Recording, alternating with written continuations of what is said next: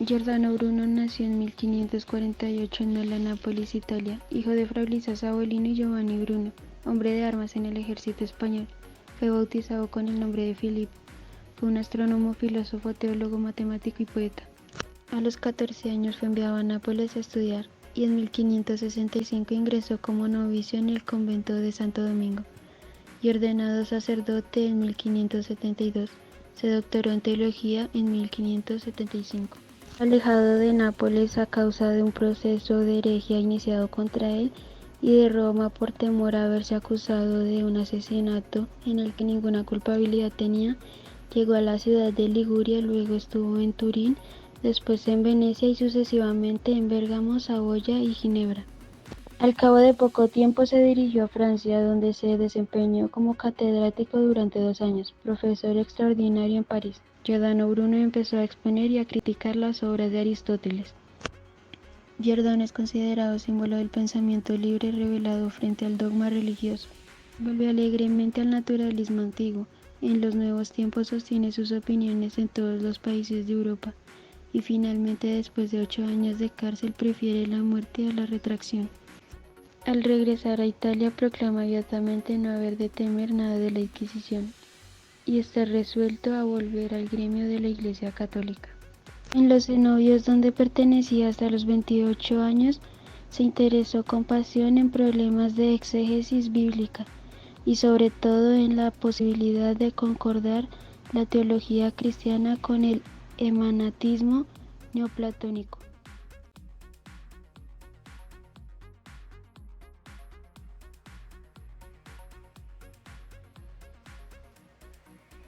El 17 de febrero del año 1600 tuvo lugar en Roma un acontecimiento terrible. Cientos de personas se reunieron en el Campo de las Flores en Roma para ver morir en la hoguera a Giordano Bruno, por orden de la Santa Inquisición.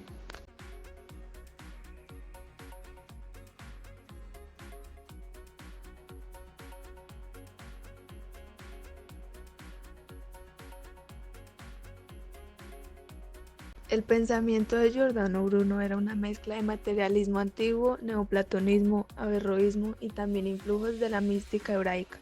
Parte del sistema de Copérnico con una afirmación de que el Sol se halla en el centro del mundo.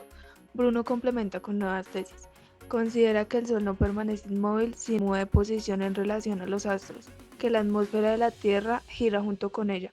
Identificó al Sol como una de las tantas estrellas dentro del universo. También sostenía que existían múltiples universos con gran cantidad de soles y planteaba la posibilidad de otras vidas fuera de la Tierra.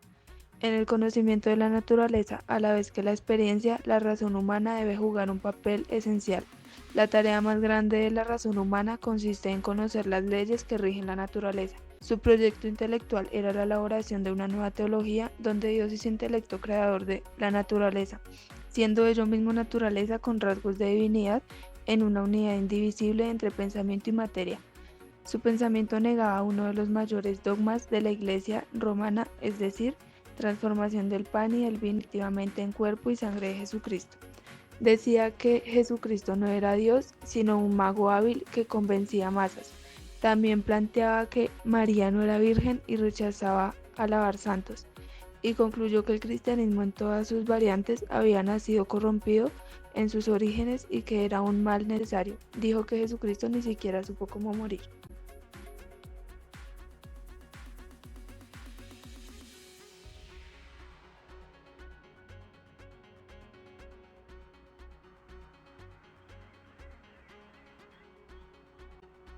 La discrepancia de geocentrismo y heliocentrismo no era solo teórico especulativa, sino también política y social.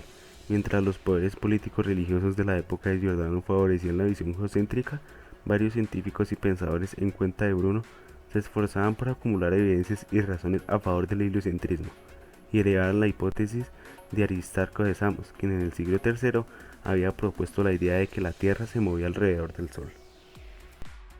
Las tesis de Giordano lo colocaron al margen del ámbito doctrinal y político de sus verdugos. Él se convirtió en una amenaza para quienes controlaban las ideas y emociones. Mucho de lo que Bruno escribe se aplica en publicidad, mercadotecnia, política y otros ámbitos. Lo que en la época de Giordano se denominaba magia, hoy se llama mercadotecnia. A los actuales mercadólogos, líderes políticos y asesores de políticos y dirigentes en general. Giovanni Mocenigo, su protector durante algún tiempo, incapaz de comprender las innovaciones teórico-prácticas de Bruno, lo denunció como si se tratara de un hechicero que enseñaba pensamientos demoníacos.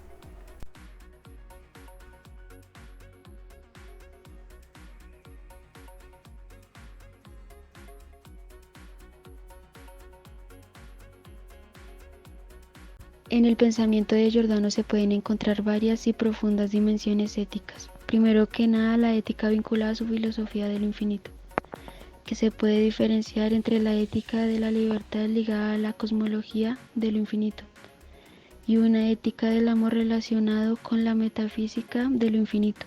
Podemos mencionar luego su ética de la actividad intelectual y práctica estrechamente ligada a la afirmación renacentista y antirreformada del libre albedrío, que en Bruno como en la tradición hermética o en la platónica renacentista hace referencia al hombre activo como Deus interris, antítesis según el de la pobreza y de la ignorancia de los pedantes o al hombre más.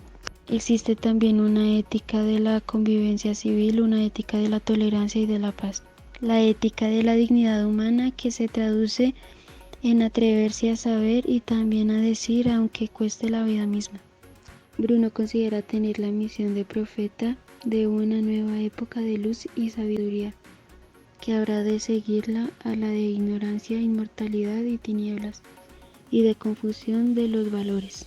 Por tal razón, todos los mencionados aspectos de la ética circunscritos en una ética de la restauración de los valores.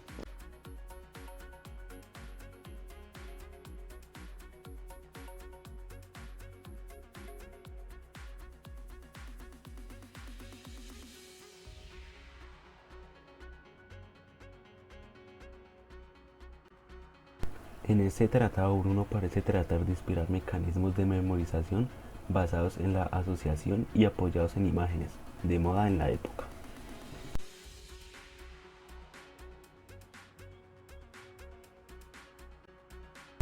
Giordano Bruno fue el único filósofo que en el siglo XVI adoptó con entusiasmo la nueva cosmología heliocéntrica formulada por Nicolás Copérnico en 1543.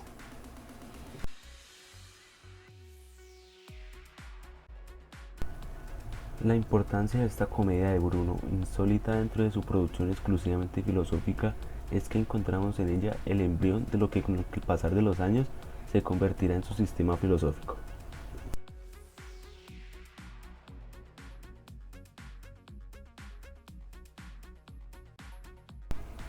Tras defender y adoptar el heliocentrismo copernicano, ampliándolo a un universo infinito en la escena de las cenizas y tras exponer el sustrato ontológico de este universo infinito y sustancialmente uno de la causa, el principio y el uno, publicados ambos en Londres en 1584. Este trabajo ha sido seleccionado por académicos como culturalmente importante y es parte de la base de conocimiento de la civilización tal como la conocemos.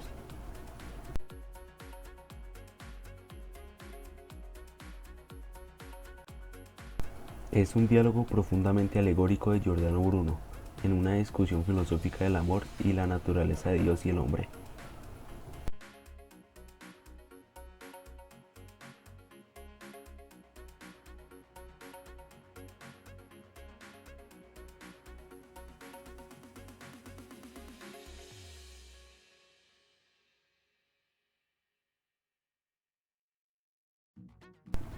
Significa que para ser alguien grande tiene que haber detalles pequeños, que al principio no parecen importantes. Hay que empezar desde abajo.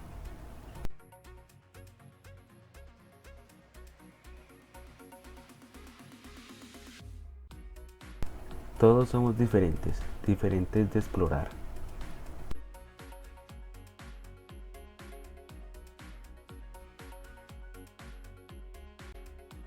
Todo tiene una razón de ser, todo pasa por algo. Si las cosas deben ser de una manera, así será.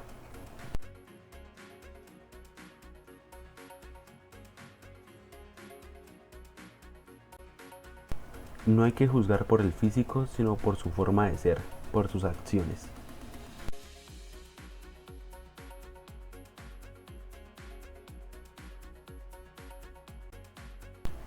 Cuando elegimos a una persona sin darnos cuenta de quién es en realidad.